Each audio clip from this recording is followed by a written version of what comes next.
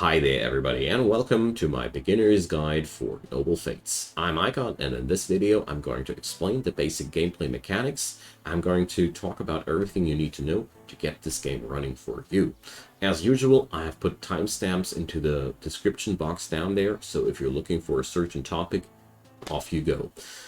Besides that, this is an early access tutorial video, so there are problems along the road. There are things that need to be fixed and will be fixed, I'm pretty sure. But one thing right at the beginning of this video, this is a very solid early access version, which had no technical difficulties so far and offers a ton of gameplay. With that out of the way, let's get started with the first topic, and we're going to talk about the basics and the user interface and all the things that you need to know before we can set up on the other topics. So first off, in the upper left corner we see the inventory of our settlement. You see there's meals, and if you mouse over you see the readout what these items are. There's more information tabs here, learning, recent events, to name the most important things, and the rest of these things, well, we're going to cover that in the course of the video.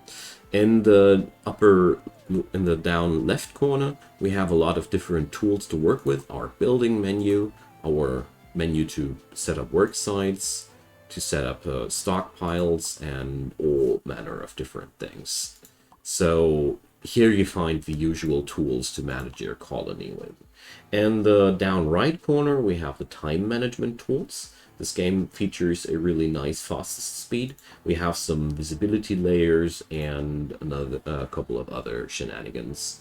Over here we have our remaining food, so we see our food stockpiles are lasting for 4 years. That's a good information to know. I like it that this is sitting here. And up there are the nobles and the ruler of your little kingdom. So you see one of the people, Rammer here, has a crown. That means that's your leader, and you can control them, but I'm going to cover that later too.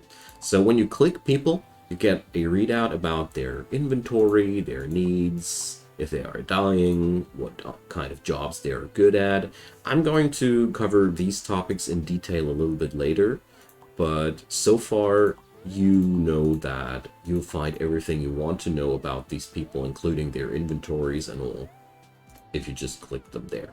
Okay, that's really the utmost basics about the user interface. When we zoom in with the mouse wheel and paint this a little bit, you can check out that basically everything in this game is clickable. So evergreen, you get a readout about how much wood and so on and so forth. There's little things on the ground, tulips, copper globs that you can gather. Everything which you can interact with has this little interaction button on it. So that's a really neat thing. Another neat thing, if you just move a rectangle over a portion of the screen, you get a readout about all the things that are in there. And let's say I was only interested in the trees. Bam, I can just select those trees. Really useful things, and that covers up the basics of the user interface. I don't really want to deepen that too much. Now, to start out, let's talk about how to build stuff. You know, that's always the most interesting part for building games. How the hell do I build something? So we go down there in the building menu, and you find everything to set up a building in the structural menu. First, we get to select the floorings. So there you see when you click it, you branch deeper. It's a sub-menu system. So now we get to select the floors or the walls or the doors. So we're going to start out with floors. And now we get to select what kind of floors. We start out with wood. So we're going to set up a really small little room. So let's just do 3 on 4 or 4 on 4. So you get a exact readout on how much resource that will cost. You see, it's pretty costly, 96 wood. So if you check this out, an oak tree yields 38 wood. So build your rooms not too large in this game. You will need a lot of wood, and your people don't need that much room at the beginning, at least. So next step, we put walls around that. Select walls, and then you just drag and drop a wall and release with the left mouse button. So the next thing is really important. Make sure that this little post is not on top of the wall, but inside the wall. If it's on top of the wall, you will drag and drop a wall, as you can see here, which is hanging inside the air. We don't want that. If you put it into the, if this happens, just hold the left button and right click while you're holding the left mouse button to cancel your selection. You see, I'm holding now the left mouse button now, I'm clicking now the right mouse button and everything's gone, just in case if you fumble, which happens to me a lot. So we're now putting another wall around there, around there, around there, and that's that. Now we have walls all around. You see these exclamation marks, they tell you that there's not enough resource around. Now, the next thing we need here for this room is a door. So you can click backwards here, put in a door, and as you can see here, same rules apply. If it's on top of something, they will try to put it on top. That's bad. So make sure it's sitting where you want it to be. If something bad happens, so let's set up something bad for as an example. Come on, here. So if something like that happens, you can just click those and uncheck mark here the building thing, and boom, it's gone. So sadly, there's no hotkey so far for that, so that's a little bit bad. So as you can see here, our dudes are completely clueless how to do this. So let's select a couple of trees and press E to cut them. Or like I've shown you, just drag and drop, select evergreen, and boom, there we go. We selected a couple of jobs, and now they are doing it. Wonderful, isn't it? So with that out of the way, our dudes will now start building that thing. I forgot merely one thing, and that's a roof. If you want to have things, if you want to keep the elements out, you need to put up a roof as well. So it's the same thing. You just drag and drop at one corner, and boom, there you go. Just make sure that here in the visibility layers, you can turn on or off roofs. So here, I personally have them permanently turned off because it's just a pain in the rear to manage them. And one thing that I can tell you for sure, you will need lots and lots and lots of wood at the beginning. Okay, with that out of the way, you now know how to set up a building. We're now going to set up other things inside that building. You could put up furniture there. Just put a bed or something like that, for example, and you get the idea. But I want to roll further with the tutorial and talk about zones now as well, because this goes hand in hand with what we're doing now. So zones are used in this game for a couple of things. First off, if you get here into the work area, you can set up a farming zone. So you just select that, and then you have on your cursor, or you select add, sorry, and then you can drag and drop on your cursor a farming area. Boom. And then your dudes will get out and flatten that area and set up a little bit of a farm. You then set up what kind of grain they are supposed to farm. And as you see here, this all requires a certain level of farming. To make it simple, at the beginning, your dudes are only capable of farming corn. I'm going to explain how to change that a little bit later when we're talking about progression. So that's how you set up a farming zone.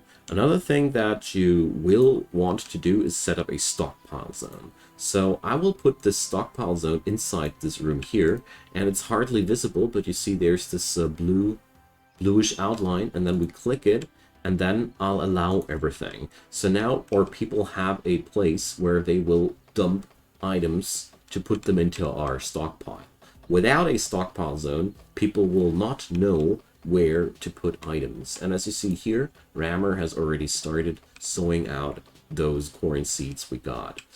So in general, that's how these zones work. You can also put up a digging order here that will flatten the terrain or remove certain parts of the terrain. So this is your tool to terraform a bit.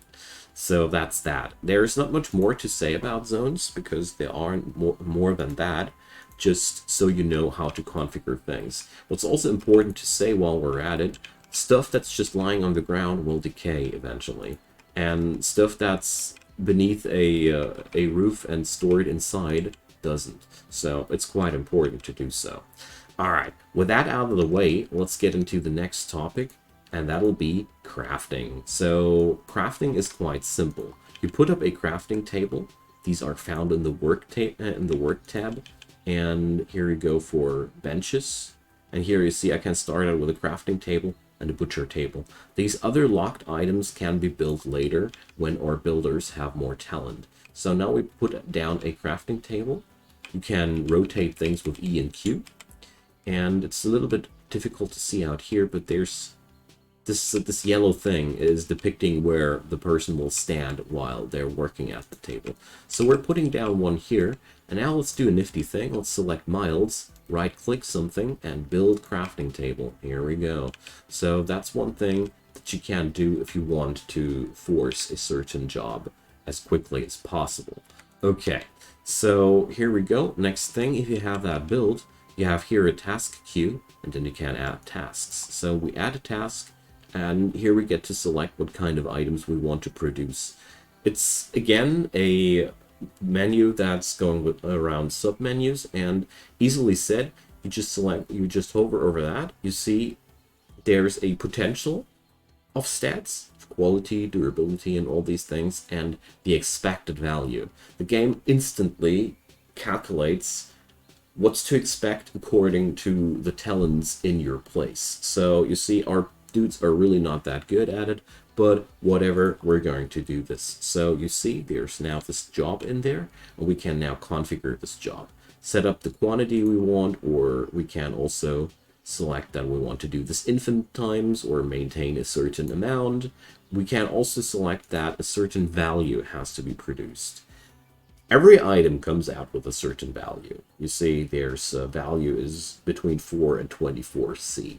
That's a unit of quality in this game. And you can also tell the game that a certain value has to be produced. Also, you can tell them that somebody certain has to produce these items, a minimum skill has to be set up, and so on and so forth. That's how crafting works in this game. As with the other job, you can right-click everything that you want and assign somebody, but Mildred is now doing the job. So she's crafting a cloth tunic. And crafting works just like that. You will set up more and more different tables. The butcher table works a little bit differently. You will have to right-click the corpse you want to butcher. You will need to put up the table, and then you just have to put up something to butcher at. Okay, but basically that's that. This is how crafting works, and there's not much more complication behind that. You will get more and more recipes the higher the crafting skill of your dudes go. As you can see here, Mildred's crafting skill is at a humble 0. She will get better at that, don't you worry. And with that out of the way, let's talk about getting better in general, and that's the progression topic I wanted to get into. So as we see here, Miles can level up right on cue. Wonderful. So whatever your dudes do, they will gain experience. If they fight, if they work, whatever. Experience can then be used for a level up. Let's do a level up. So Miles gets this level up. See, there's that. Boom. Level up. And he's now gaining max health. But on top of that, he's also gaining skill levels, and that's how you gain skills in this game in general. So we see here, Miles is now at a crafting level of 1. Huzzah! So that means Miles is now capable of bringing up new items. So we're going to see how this will go. And here is another wonderful thing about progression. Miles is trying to figure out how to sow corn. He doesn't know how, but if your people don't know how to do something, they will stand in front of it until they know how to do this. So that's a wonderful way how things work here. For example, Rammer here, if I assign her to build a butcher table, she's now standing in front of that too. She's learning that. She got no clue how to do this, so she's now learning that, and she's going to fill this bar, and after that's learned, she can build these things as much as she wants to. You can see all your progression here in that area here, and that's the learning tab. As you can see here, if you zoom in, at every item you see who's actually able to do these items in your settlement. Right now there's also a readout that Rammer is learning that and how far she went in her progression here. So if you check this out, this is the entire tree here. So building goes into the different trees of decorations, furniture, lighting, structures, and work stuff. Crafting is sewing, bow making, smithing on the respective tables, that is. And there's farming, ranching, and cooking as well. So as you see here, at first, everybody can do everything. So all of your workers will have no problems setting up the basic structures here. But the deeper down you go in the skill trees, the more you will have to decide if somebody learns something or not. And I highly recommend you to develop specialists because it's really worth it. And that's something I do like about this game. And you just need to know that progression-wise, we'll find all the information here.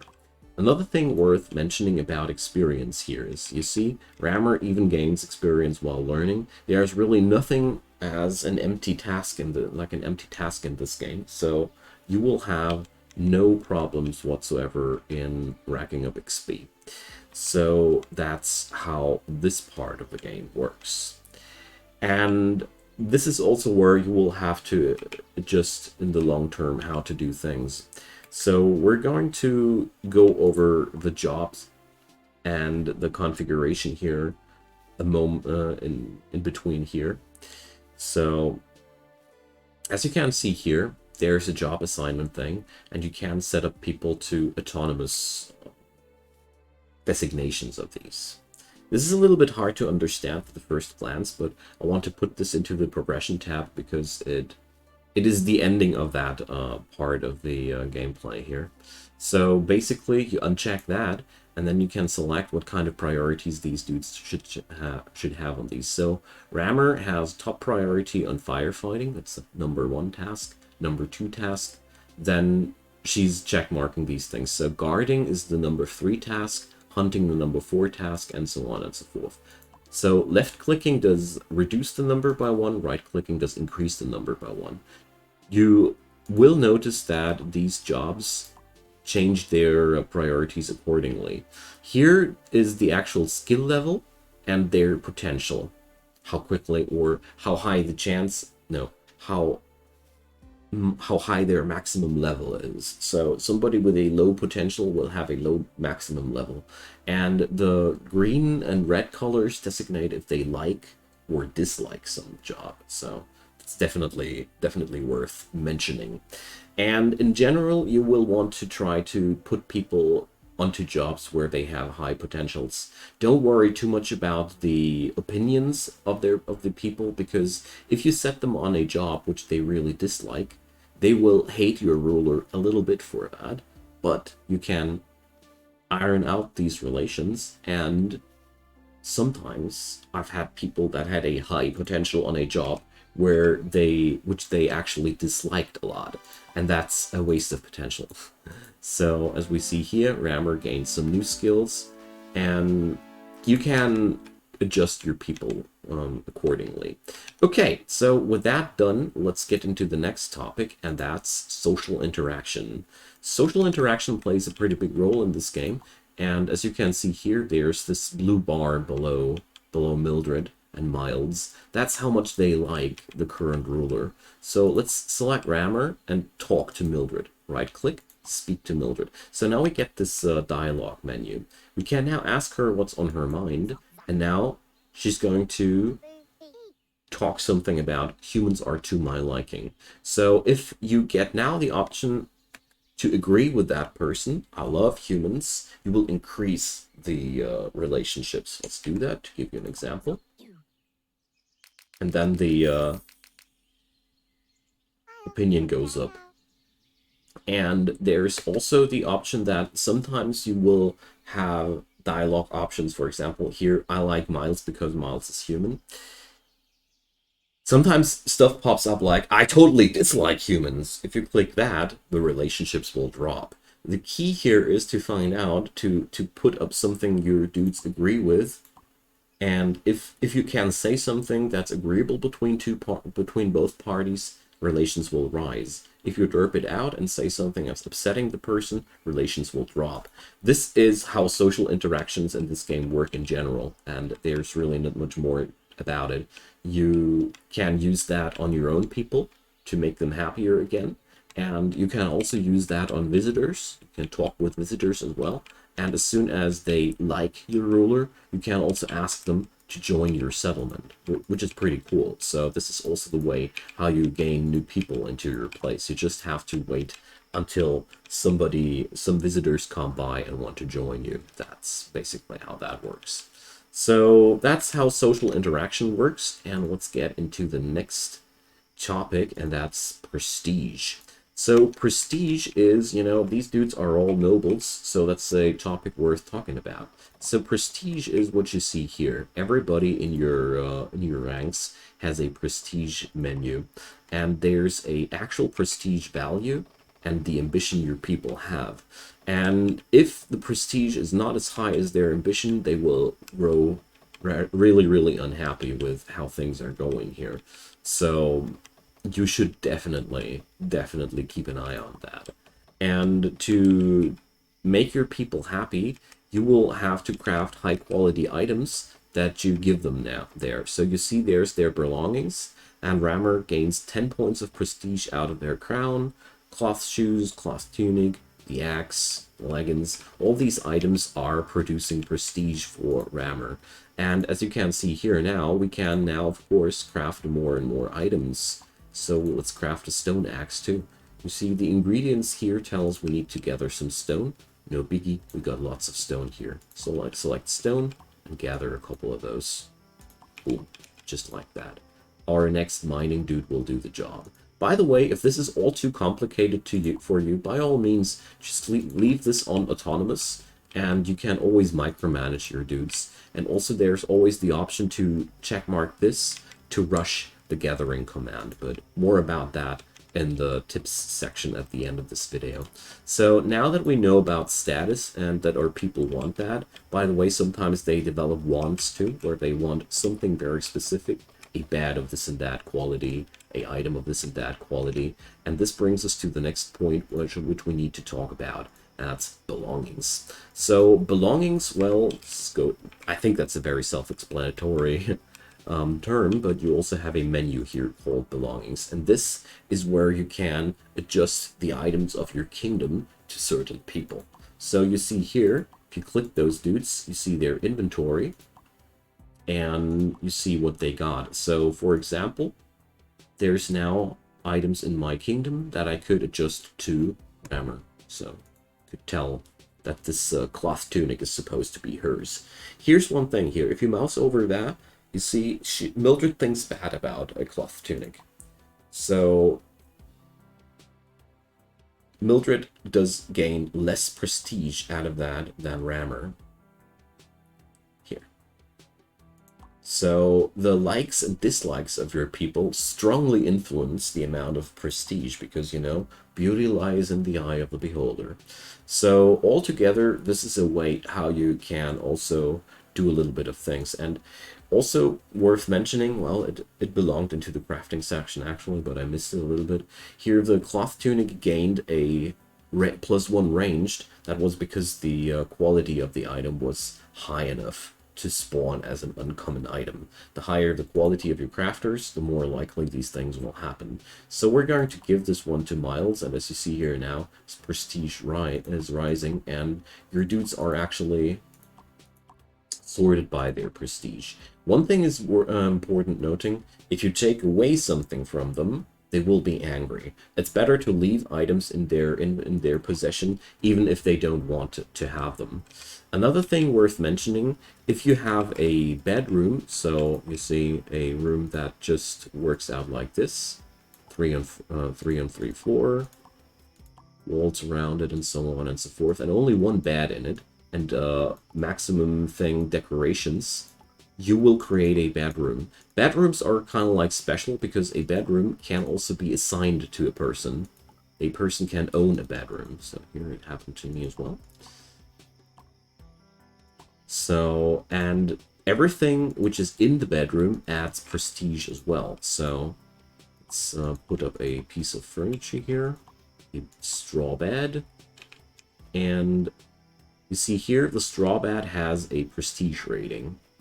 And as soon as this room would be finished, we could assign this room just like every other belonging via the belongings menu to a certain person, and that will also lead to the point where they will Ah, here, tier 3 bedroom. It already automatically assigned it due to the blueprints.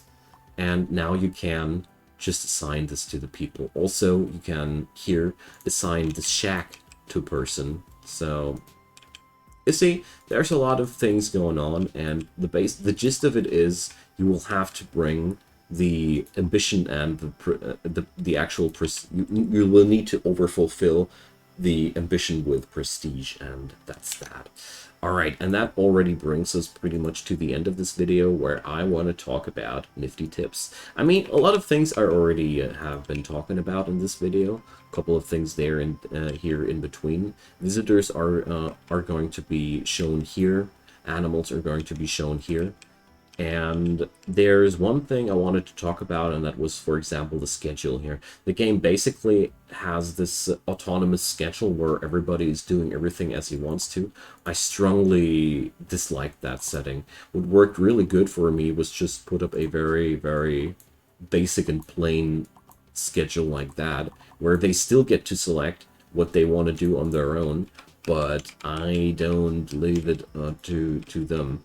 So this is really something that helped me out a ton. And beyond that, whenever people are wandering in, you see here, everybody of these dudes can be actually recruited if you want to. You are going to have to convince them to join you, of course, with that social menu. But as you can see here, there's a lot of good people there, and you can check out what they can do for you first. But if the level discrepancy is too high, don't expect anything too amazing, especially if your dude is an orc and the other dude is a human. There can be also problems arising due to that. Another thing that helped me out really a lot was using this rushed command. You can also rush commands in a larger scale. So for example, I select all the wooden floors, and you can then put this up as a multi-rush order. This really did a lot for me. And also, it's worth mentioning that you can do a lot of things when you're clicking on these buildings in detail. There's a lot of detailed little things that you can do. Not only change their colors, you can actually change colors on everything. So you can also change the look of the items you craft. Or the crafted items, I'm not sure anymore. So there's a lot of individualization going on. And here is one thing that I wanted to mention as well. We can use items that are not assigned to somebody in specific and assign them as something we ignore. It's that. And we can also consider them as junk. So our dudes will